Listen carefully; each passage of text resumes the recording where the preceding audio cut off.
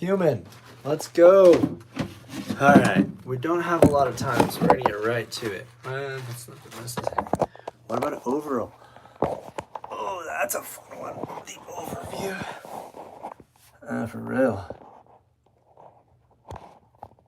Yeah, but the view is still tricky. Okay. I'll just throw you out somewhere and just make it happen. Okay. First things first. Washer. Okay, 3 exercises I'm doing today to give it very clear help. How do you get better Ninja Warrior at home? Knowing that grip strength is such a big thing. If you want to do the agility or the balance, you can do that almost anywhere. You can do any sport and do any sort of training almost anywhere. If you have a surface, if you don't live in the ocean, you can work on your balance. And different planal balance, different body balance, balance on your feet, balance on different parts of your body, balancing in different positions. So like one hand, one foot, type of stuff. Like, like more like quadrupedal movements and all that. Pedal.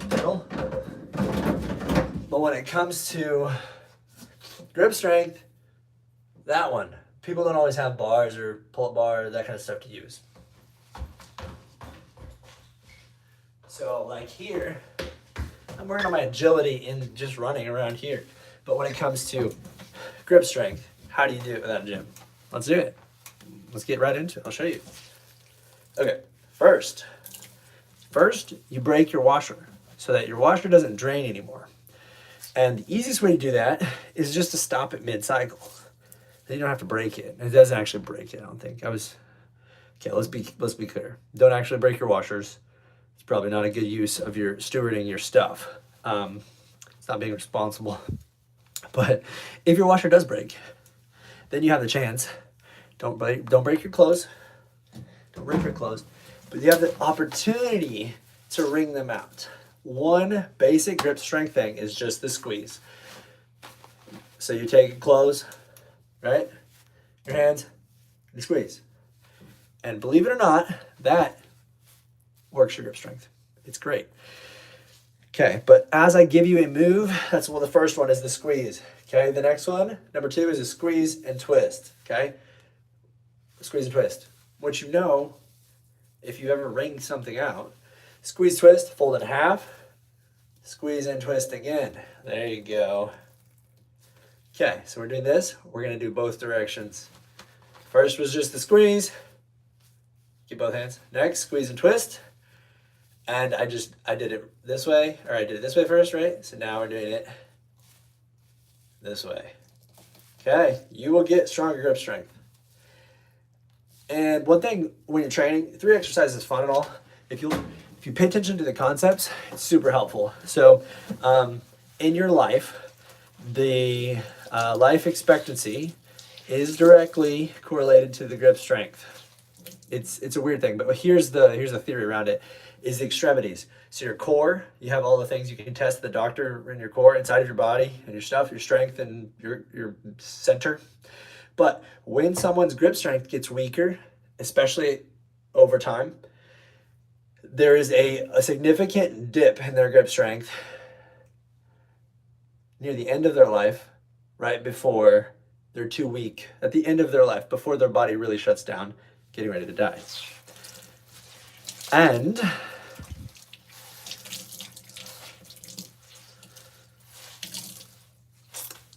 the people that are older, that specifically train their health and their grip strength, whether it immediately staves it off or there's too many factors to know for certain, but there's some sort of a correlation, or at least some sort of a related factor when it comes to grip strength and living long and healthy.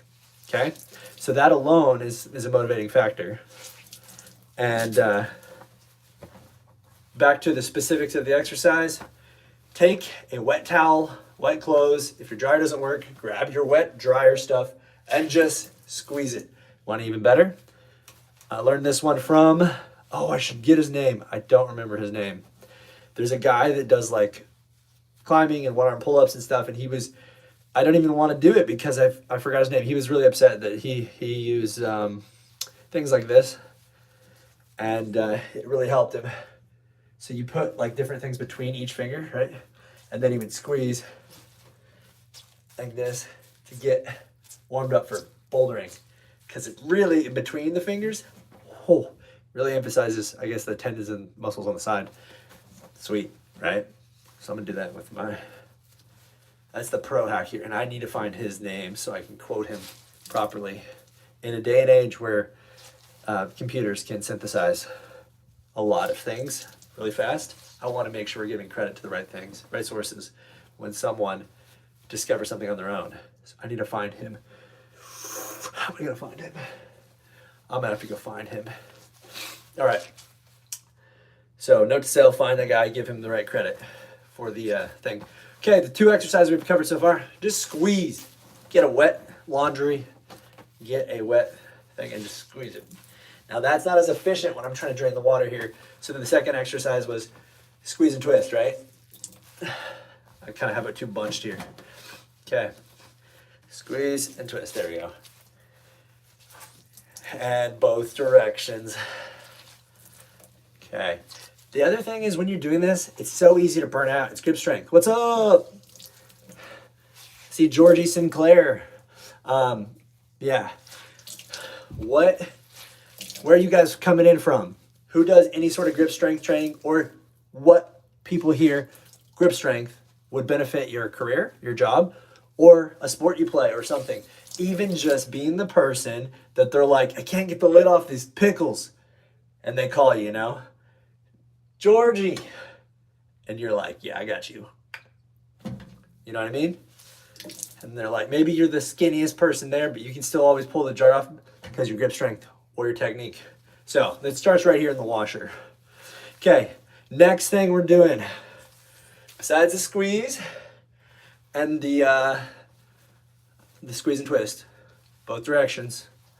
I'm gonna give you another one. This one is maybe not as related to directly what you might think when you're, no, you're good. Have a good day. What you might think of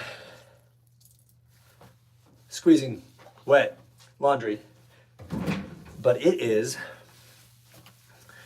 all right, take your thing, probably like a towel, okay? Okay, what we're gonna do is you're going to put your elbows at your side. There you go. Let me get up here. I'm kind of too close, aren't I? Okay, elbows at my side. Ready? And then going to grab and pull outward while keeping your elbows in. Right there. Okay? Just hold it for trying to do 30 seconds. Right there. I'm just pulling out. I'm not even squeezing. This one's more about training your tendons in your elbow. For Ninja Warrior grip related stuff, the grip strength is not just in your hands and your forearms and stuff, it's all the way up the chain. So if you get really strong forearms and even fingers and hands, but then and then you don't do this one right here, I feel it at my elbow, then your elbows will start hurting with tennis elbow, or you're doing pull-ups, but you're not doing negatives or things like this. That one was just pulling out.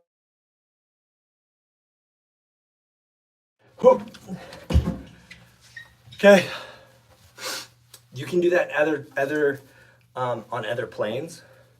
So we did that pulling out. We can do that with up and down is nice too. So in a lock-off position's fine. Holding one arm pulls down, and now I'm holding it locked off. Okay? Same thing. At least 10 seconds, closer to 30 is great. If you can do it with max weight, give yourself a good pull. It can be with weight, it can be with a thing like this. But in this case, we're just being creative with what we have, right? Same thing, both arms. And you can do it on different things. It will affect you differently, whether it's in a lock-off position as you're doing it.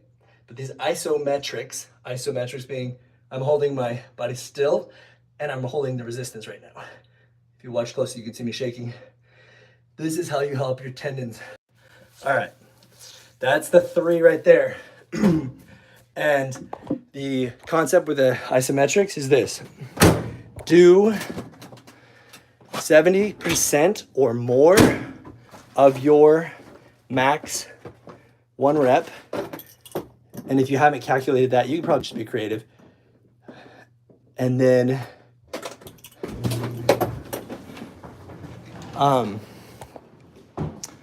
what's the other thing? And then